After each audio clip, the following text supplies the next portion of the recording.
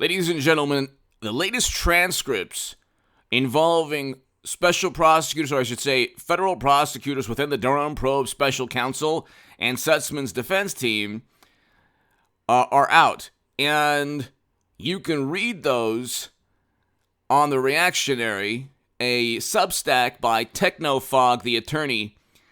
I don't like Twitter, but every once in a while there's some great profiles on Twitter, and so Technofog is a great profile talking about the Durham probe special counsel. He's an attorney, and you can actually see all the court documents. Here you have two revelations, really, really interesting. One of the federal prosecutors says 18 U.S. Code 370. That's the statute I wrote about. The court asked for an example of a legal statute that spans beyond any statute of limitation. And the tech executive within Michael Sussman's trial, the one that worked with Michael Sussman and tech researchers to set up and frame Trump, tech researcher one's exposure, and 18 U.S. Code 1031. Special counsel was understandably hesitant to get too deep into what they have on tech executive one.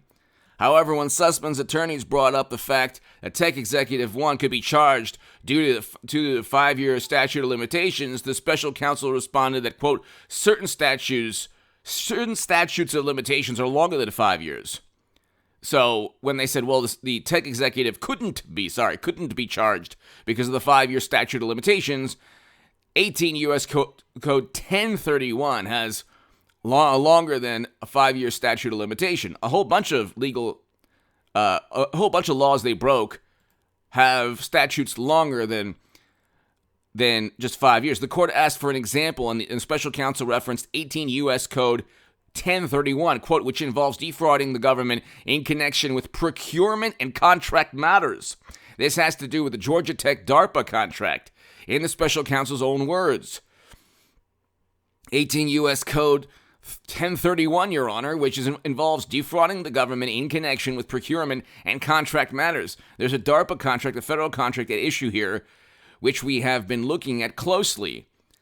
They're done in terms of, exposure to all of this and breaking laws. You cannot utilize government contracts. And that goes not only for the federal, that goes on not only for the contract within the Oval Office that allowed them to engage in surveillance of Trump, the contract that predates Trump. It was President Obama's contract with certain a tech company, tech researchers. But these other tech researchers that are a part of this were getting paid by the Defense Department.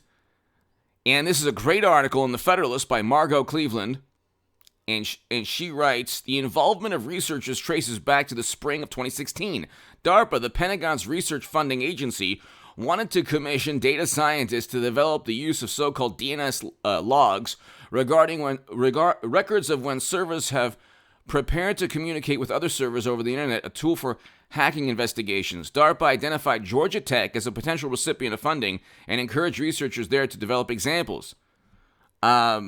So you have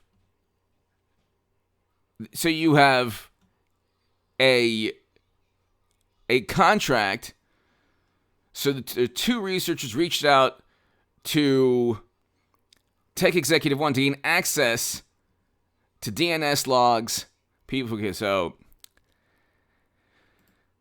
But you also have, you have a contract.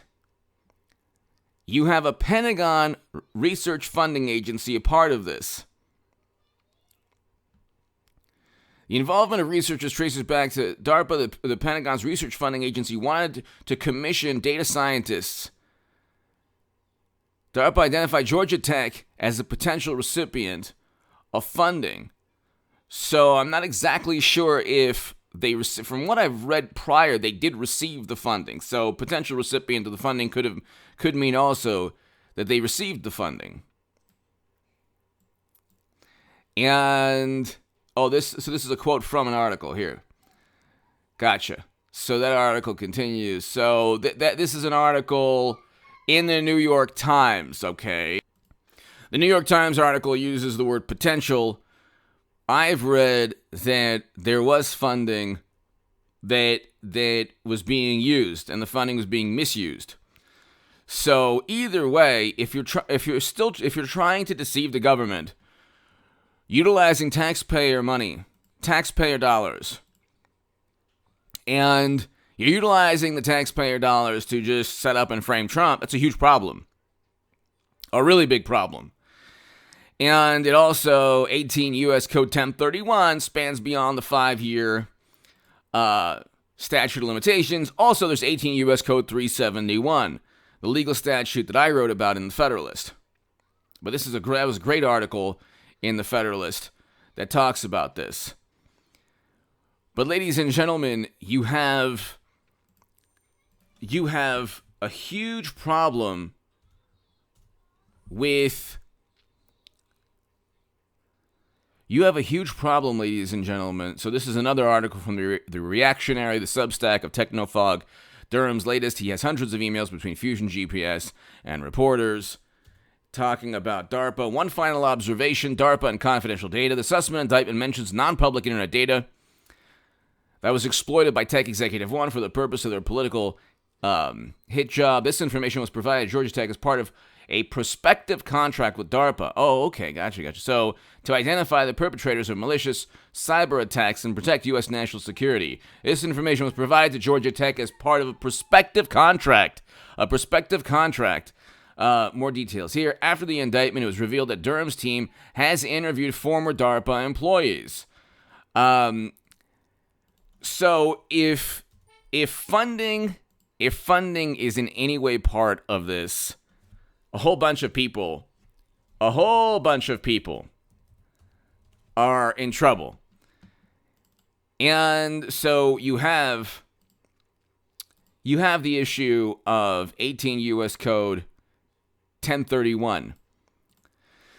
That's the specific statute, okay, that just one of the many statutes. See, these people, what they did, they didn't realize, it's not so much that they were sloppy, they just didn't realize that you cannot apply for or obtain taxpayer funding while you're engaged in a corrupt activity.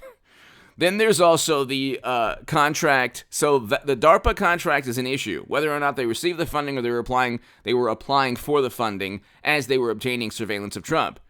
The other issue is the contract that existed that Tech Executive One had that allowed him to obtain information on Trump.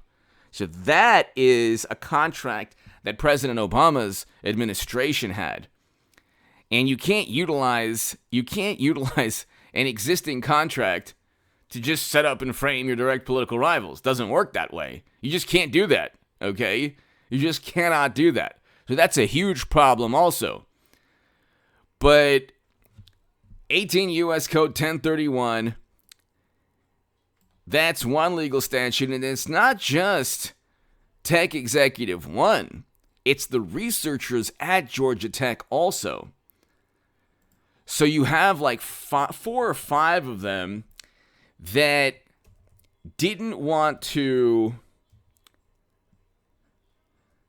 You have 4 or 5 of them that didn't want to testify, but there is one witness.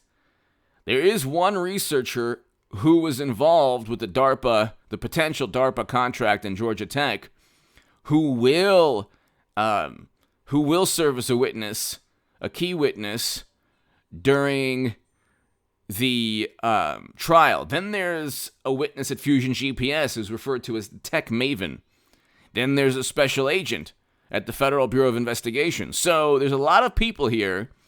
There are a lot of people who could either testify and make it very difficult. I mean, if you have people who are a part of the research team getting funded by DARPA or applying for Defense Department funds while they were obtaining information on Trump from an existing contract that Tech Executive One had in the Oval Office that was also being manipulated and distorted to serve as a means to, engage in surveillance of Trump, That's a huge problem. Huge problem. And that opens up the door to other legal statutes as well. I mean, this is the thing. When you engage in lawfare and you utilize law firms and tech executives and you engage in these dirty tricks, and you do so like each little step is seemingly lawful. Each little step is seemingly above board. Each move that you make seems to be protected under the law. You're going to eventually slip.